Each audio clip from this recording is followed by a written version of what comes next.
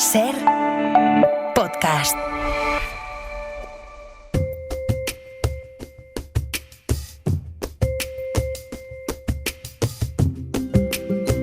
Hoy por Hoy Magazine.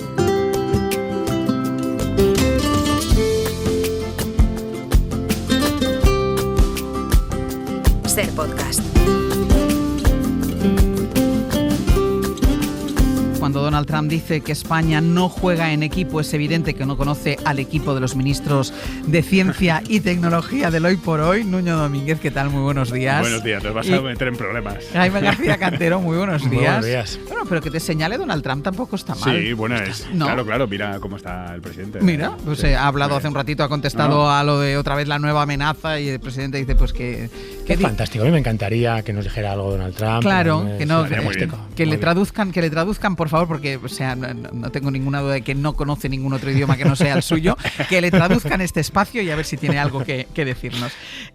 Vamos con el satélite, el SpainSat NG-2, que se iba a lanzar anoche desde Cabo Cañaveral, pero se ha retrasado a mañana. ¿Qué ha pasado? Pues ha fallado el cableado. Un cable pelado que se llama. ¿Y a quién le ha fallado? A nuestro amigo Elon Musk, porque este satélite sale en un cohete Space de la compañía SpaceX. Entonces, claro, el fallo era lo suficientemente grande como para tener que cambiar todo el cableado y comprobar que todas las etapas vuelven a funcionar bien y tal. Sí. Entonces se ha retrasado a mañana el lanzamiento. ¿Para qué sirve este satélite? Bueno, ¿Con qué objetivo? Es un satélite militar, de comunicación militar, Que no se quejen comunicaciones secretas. Claro. Esto yo creo que en parte podría... Y a mí me gustaría ver cómo se puede defender esto como inversión en defensa, porque desde luego el ministerio es un satélite que dará servicio al Ministerio de Defensa, que dará servicio a la OTAN, por ejemplo, con comunicaciones seguras. Ya lanzamos otro en enero, el gemelo de este, y servirá para detectar explosiones nucleares en el espacio y otro alertar actuar ante ciberataques. Bueno, muchas cosas interesantes. Tampoco sabemos los detalles de las comunicaciones porque son secretos. El caso es que es importante saber cuánto dinero de civil y de militar ha ido al satélite, porque, por ejemplo, el Ministerio de Ciencia ha hecho una contribución de decenas de millones de euros y no sé si visteis que este lunes entrevistamos al director general de la Agencia Espacial Europea, Joseph Aschbacher, y una de las cosas que decía es que Europa está muy detrás en espacio, nos ha adelantado China de largo y las previsiones son que nosotros seamos cada vez más dependientes, es decir, no somos independientes, no podemos mandar nuestros propios astronautas al espacio, no podemos hacer nada sin los socios entre comillas americanos, de los que ya no confiamos tanto y no colaboramos con China. Entonces, es un tema de soberanía. Claro, pero sobre el presupuesto que tú dices, ¿cuánto se cuenta? Este es el argumento y el argumento del presidente del gobierno cuando dice, bueno, cuando hablamos de seguridad y de defensa, ¿de qué estamos hablando? Aschbacher lo dejaba muy claro. Si el dinero viene del Ministerio de Ciencia, en teoría no cuenta para la cuenta de la OTAN. Si viene del Ministerio de Defensa, sí cuenta. Pero claro, vale. Pero es que aunque viniera del Ministerio de Ciencia, es que cuando hablamos de seguridad, y insisto, es el argumento del presidente del gobierno, y creo que en este caso muy acertado, que la gente no piense que solo estamos hablando de tanques y de fusiles. Y aparte es que el espacio en su esencia es dual. O sea, cualquier cosa que sirve para hacer una comunicación militar sirve para la comunicación civil y viceversa. Entonces, el argumento yo creo que es bastante claro de que esto debería... Pero el argumento del presidente, que como dices tú, yo creo que es muy acertado. Aquí yo creo que tiene este matiz, ¿no? de si la inversión viene de civil o es militar.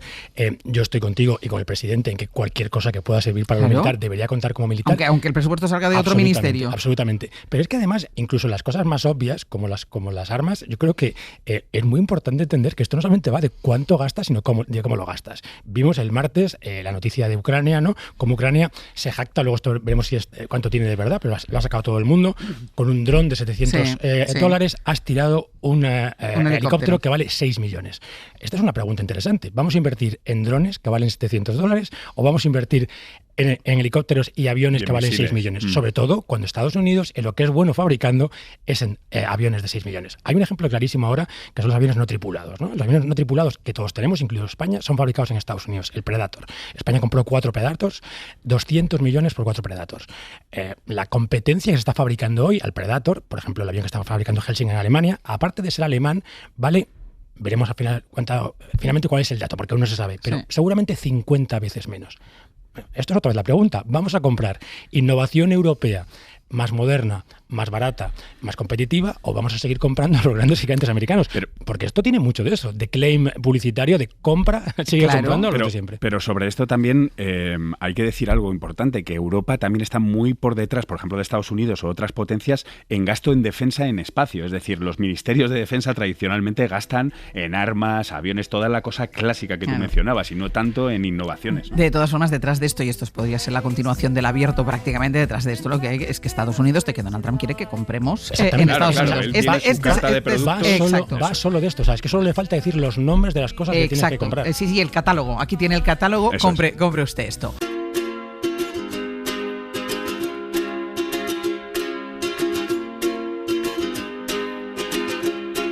Hoy por Hoy Magazine. Ser podcast. I was scared of pretty girls and starting conversations. All my friends are turning green. Aquí seguimos en el Ministerio de Ciencia y Tecnología con Nuño Domínguez, con Jaime García Cantero, con lo que ha sido la otra noticia de la semana, y es la caída de Amazon Web Services, pero no la caída de eso, sino que fuimos conscientes de todo lo que depende de ese servidor. De que es el talón de Aquiles no de Internet, sino de la sociedad en su conjunto. Claro. Yo creo que fue otra especie de apagón. Totalmente. O sea, para el que no sepa nada de todo esto, al final Amazon es un proveedor de servicios en la nube. ¿Qué es esto de la nube? Bueno, pues que hay un montón de empresas, no solo empresas de Internet, sino empresas de todo tipo que para prestar sus servicios, sobre todo digitales, no tienen ninguna infraestructura. Lo que hacen es utilizar la infraestructura de un tercero, en este caso de Amazon. Es una infraestructura que puede estar, y de hecho está, a cientos o a miles de kilómetros, y tú accedes a ella en remoto. El problema es que cuando deja de funcionar esa base, vamos a decir, lo más abajo de la infraestructura de Internet, todo lo que está construido por encima deja de funcionar. Y por eso dejaron de funcionar webs de todo tipo. Hemos hablado mucho, ¿no?, de todos los amallistas esperando a comprar sus entradas de La Oreja de Van Gogh, desesperados porque no funcionaba. Pero aparte de webs, plataformas de entretenimiento, no funcionaban ninguna plataformas de vídeo. No podías ver Netflix, no podías ver nada. No funcionaba ChatGPT y, que es lo que más sorprende, por ejemplo, datáfonos y plataformas de pago. Porque muchos de los bancos han montado sus APIs, sus conexiones, sobre estas infraestructuras de las que no disponen. Entonces, cuando esto deja de funcionar, el caos es evidente. Yo creo que y además la resolución no está en tus manos. No está en tus manos. Y esto es porque un centro de datos, uno, de Amazon, de las decenas que tiene por todo el mundo, deje de funcionar. Fíjate, ¿no?, lo que vendíamos del Internet independiente, que te daba capacidad de hacer cosas, y un solo centro de datos de una empresa genera este caos con una caída, vamos a decir, no forzada. Imaginamos lo que podía ocurrir con una caída forzada y deliberada. Pero claro, uno que desenchufe, uno que diga por lo que sea, decida desenchufar, corta el cable. Una empresa de estas, de un país que ya no sabemos si es nuestro aliado, que recibe una orden que es apaga a estos. A España le cortas el suministro. Claro, pero mi pregunta es, ¿se está haciendo algo, no sé si desde Europa, si desde España, para no tener esta dependencia? Mira, pues Tess Shidi, que es diputada de Sumar, escribía antes de ir un artículo muy interesante por dos cosas, ¿no? Uno, porque ella proponía, y creo que es una muy buena idea, disponer de un fondo de infraestructuras nacionales, igual que España tiene unas infraestructuras en el mundo analógico, debería tener unas en el mundo digital, para no depender de nadie. Pero ¿y esto es muy complicado? Esto es parte de la autonomía y es parte de la defensa. Es complicado, es una cuestión de dinero. Es una cuestión de dinero. Pero otra parte que me parecía muy interesante del artículo de Tess es que ella dice que los años que llevan en el Parlamento, esto es una cosa que preocupa mucho, pero de la que nadie habla en el Parlamento.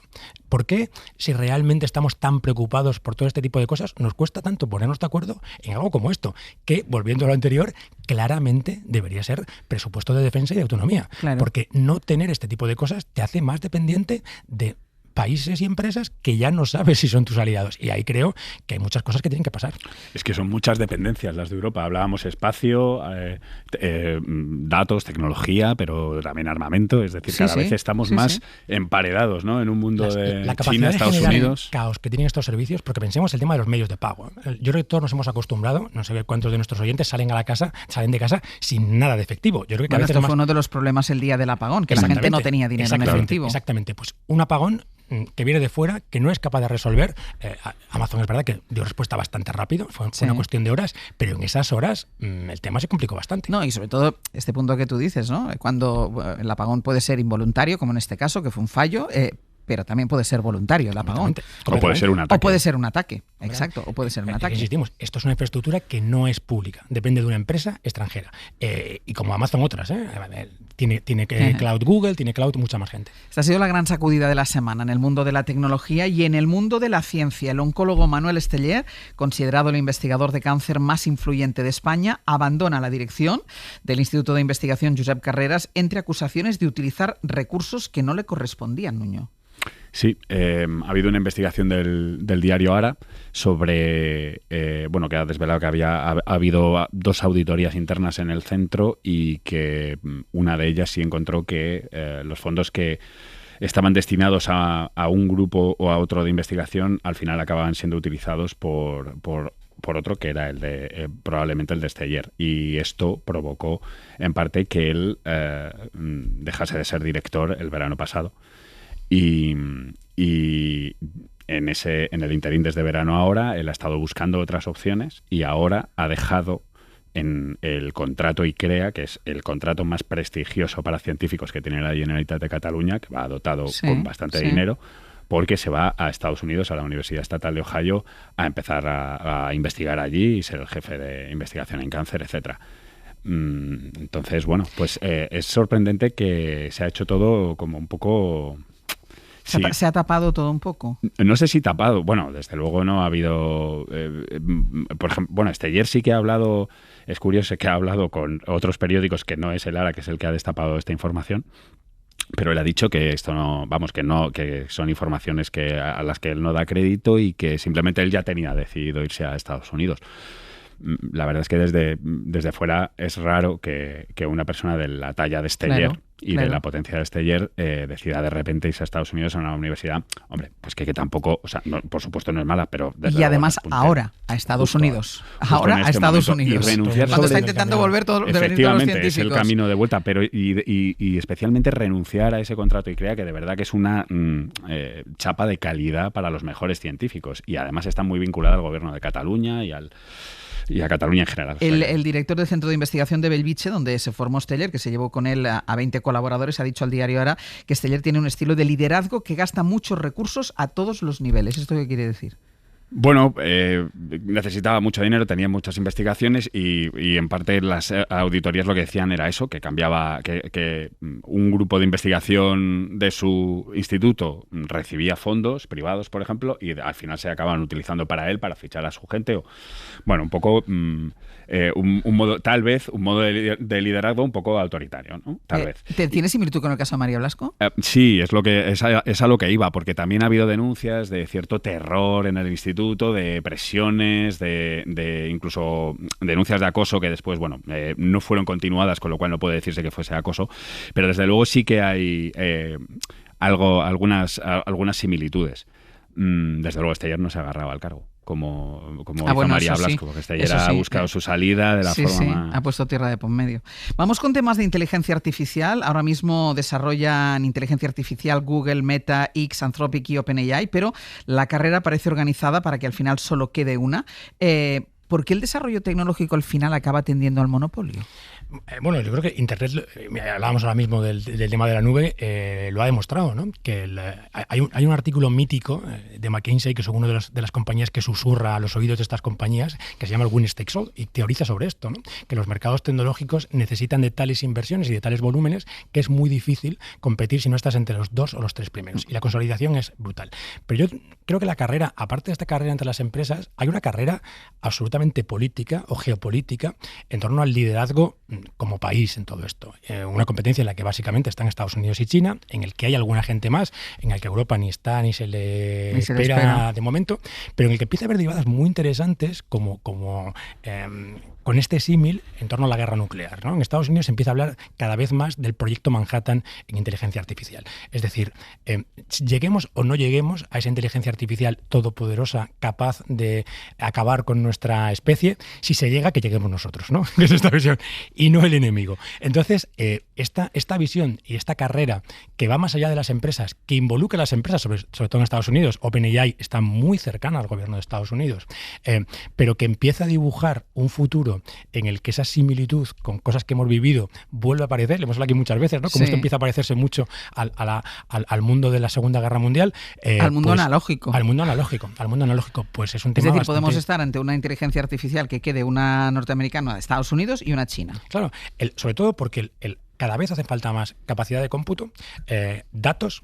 O sea, muchísima capacidad de cómputo, muchísimos datos y muchísimo talento. Por supuesto, el dinero es lo que hace falta que consigas todo esto. Por ejemplo, con los datos, la semana pasada estaba en Barcelona con gente del Centro de Supercomputación y me contaban que las inteligencias artificiales se han bebido ya todos los datos del mundo. O sea, no quedan datos por beber. Entonces ahora lo que se está haciendo que es un tema muy interesante, datos artificiales. Es decir, utilizas inteligencia artificial para generar datos en función de unos datos y esos mismos datos realimentan a la inteligencia artificial. Es decir, que la inteligencia artificial estaría empezando a nutrirse de datos creados por inteligencia artificial. O sea, los datos artificiales, que es este concepto que cada vez oímos más, son datos generados por una inteligencia artificial en base a datos reales. Claro, cuantos más datos artificiales utilizas, más te alejas en esta carrera de la realidad. Más posibles son los sesgos, más posibles son los errores, más posibles son sitios a donde yo creo que no queremos llegar. Para que toda esta revolución tecnológica vaya adelante, estábamos hablando de los datos en tan grandes centros de datos. El viernes pasado la ONU ha pedido una moratoria en la construcción de centros de datos, hablando de suicidio anunciado, porque preocupa, y esto lo hemos hablado aquí en más de una ocasión, preocupan especialmente los recursos hídricos, porque hemos hablado de la cantidad de agua que se necesita para mantener estos centros de datos. Sí, sí. Y solo muy rápido, volviendo a lo de antes, uno de los grandes miedos de los grandes estudiosos de la IA es que la IA sea capaz de diseñar y liberar virus letales para los humanos. Es decir, eso podría ser la típica pregunta a la IA que podría destruir el mundo, ¿no? No es muy realista porque todavía tiene que haber una intervención humana para realmente sintetizar ese virus y liberarlo, pero ahí está la idea. Pero lo que a mí me resulta más preocupante es que la IA ya sabe mentir. Es decir, si tú le pidas que mienta directamente, no te va a mentir, pero si le pides que imagine un rol, imagínate que fueras el personaje de una película, por ejemplo, y tal, entonces ahí la IA sí te miente, y miente en un porcentaje importante de veces, y esas IAs están entrenando a otras IAs. Entonces, la tendencia hacia una IA que no se quiere apagar y que no se deja apagar, y esa es su prioridad, sí, está ahí, y hay IAs que ya saben mentir. Y bueno, y todo esto... ¿Es que da tanto miedo? Sí, todo esto alimentado por los centros de datos. Efectivamente, el relator sobre agua de la ONU, Pedro Arroyo, español, ha alertado de los consumos de agua y de los consumos energéticos. ¿Por qué? Sobre todo por la opacidad. Es decir, no sabemos en muchos casos cuánto agua consumen, qué tipo de uso se hace del agua, por ejemplo, en los centros de datos para refrigerar los equipos, etcétera. Cuánto agua entra, cuánto agua sale, qué tipo de agua sale, está muy contaminada, está poco contaminada, y luego, mucho más importante, el consumo energético, que es muy considerable. Pero el agua también me parece muy importante, porque cuando estamos en avisos de sequía, este tipo de cosas, claro que se dice, dejen ustedes de regar los jardines. Ese es el tema. Entonces, claro, lo que hace este en informe... algún momento la sequía podría llegar a afectar a los centros de datos. Totalmente, y lo hemos hablado aquí el verano pasado, creo. Si hay sequía y tenemos centros de datos funcionando, ¿qué es la prioridad? ¿Que se rieguen los campos o dar de beber a la gente? Claro. ¿O por un contrato opaco este centro de datos va a seguir teniendo derecho sobre el agua, ¿no? Entonces, lo que pide este informe es, vamos a hacer una moratoria hasta que las compañías sean transparentes y nos digan cuánto agua necesitan y qué va a pasar en el caso. Pero eso, claro, ahí también hace falta visión política y decir, bueno, vamos a poner estrategias, ¿no? Que es lo estratégico. Yo creo que es importante porque a lo mejor la gente no entiende y dice, ¿por qué un centro de datos consume tanta agua? Bueno, porque se refrigeran con agua. Claro. Los centros de datos son máquinas muy grandes que se calientan mucho y la única manera de enfriarlas es con agua, ¿no? O sea, esto es así. Y el caso es que mucha se evapora. Agua y calor, evaporación. O sea, eso es. Pero es muy interesante. O sea, que no es reutilizable ni nada. No, claro, se convierte en vapor de agua. Porque hay mucha investigación hoy. De hecho, hay una compañía en Barcelona que se llama Summer que lo está haciendo, que es cómo trabajar en refrigeración que consuma menos agua. Summer lo que hace es inmersión, es decir, es meter estas máquinas dentro de un líquido que han patentado ellos, y es muy interesante, ¿no? Cómo aquí también la ciencia y la tecnología pueden decir cosas para hacer esto más eficiente. Y veremos, ¿no? Si España quiere ser un sitio donde solamente pongamos centros de datos para gastar luz y para gastar agua, o queremos hacer ciencia y tecnología en centros de datos y y apostar por estas compañías Claro. que pueden transformar este modelo. Incluso se le podría poner un impuesto de investigación y desarrollo a las empresas tecnológicas. Es decir, muy bien, usted puede poner este centro de datos, pero me da una solución más sostenible para el Claro. uso del agua, ¿no? Claro. Y tiene que Tienen capacidad gastar, de y tiene investigación. que gastar en ciencia local, lo que sea. Sobre la IA y el contenido erótico, ya la semana pasada hablábamos de los bots sexuales de la inteligencia artificial de Elon Musk, y a partir de esta semana también OpenAI va a dar contenido erótico, y es un ejemplo de cómo la innovación de unos empuja a los otros a imitarles. Fíjate, yo creo que hablamos del futuro, ¿no? Y la inteligencia artificial que iba a cambiarlo todo y va a acabar haciendo dinero con lo más viejo de todo, Lo de siempre. que es ese eufemismo, ¿no? Con el porno. Con el porno. Ese eufemismo que dicen contenido para adultos. Bueno, yo quiero pensar que los adultos también leen a Joyce, ¿no? Y tal, pero cuando decimos contenido para adultos, sabemos de lo que hablamos, ¿no? Hablamos de esto. Y esto me recuerda a los inicios de Internet. En los inicios de Internet, los pioneros hablaban de las 3 Gs, ¿no? Games, Goals and Girls. El dinero de Internet vino de ahí, vino de los videojuegos y la adicción a los videojuegos, vino del deporte, sobre todo del fútbol, que los inicios, Sí. Todos sabemos lo que valían los derechos del fútbol, y viene fundamentalmente del porno. Entonces dices, después de todo esto, después de años hablando de superinteligencias artificiales, de millones de investigaciones en datos, ahora la manera que tiene monetizar OpenAI es hacer porno y software para desnudar a gente, creo que dice mucho de lo que somos como especie, ¿no? Tan sofisticados como para crear una inteligencia artificial, tan básicos como para usarla para desnudar a gente o para hacer contenidos para adultos. Pues volvemos a lo mismo, cuando decíamos de la inteligencia artificial en 2 grandes bloques, que decías esto me recuerda al pasado, pues estamos exactamente Totalmente, en lo mismo. totalmente. Nos quedan cosas, pero no nos queda tiempo. Muy bien. Con lo cual la semana que viene, más. Seguimos. Muy Feliz bien. semana, Hasta la chicos. semana. Igualmente. Para no perderte ningún episodio, síguenos en la aplicación o la web de la SER, Podium Podcast o tu plataforma de audio favorita.